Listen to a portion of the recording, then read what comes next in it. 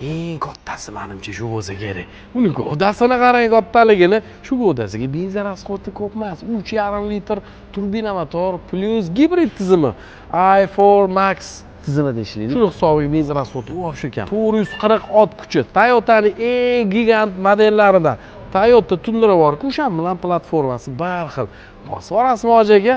Maza qiling va kattasida oqolayverasiz. Yo'l sizniki bo'ladi. Toyota Sequoia, xullas Sequoia bir aytish qiyinroq, lekin rosta gazim amerikanskiy maxluqlardan hisoblanadi. Rejimlarini qarang. Head-up display bor, polniy panorama, akustikasi ham takoy otini yozilmagan ekan, lekin stoykalarda ham даже akustika bor ekan. Bundan tashqari пониженный, повышенный rejim modlari, palasujiydigan adaptivniy kruiz kontrol. Yo'ldacha ajoyib narsasini ko'rib qoldim. Keling. Mana bu narsa bor-ku.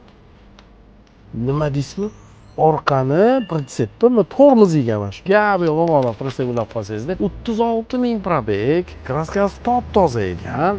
2023-yil. 140 minglik edi shu apparat, 140 minglik olingan kamida. Rochniga 86 mingga bosib olsangiz bo'ladi. Probegini qarang, 36 ming. O'lmas kashiy mashinadan. Bu ham любой yo'lga kirib ketaveradi. Bunaqa bizlar bo'lmaydi bu mashinalar. Bilasiz, tanho olgan bo'larmidingiz? Shunimi? Qaysi birini?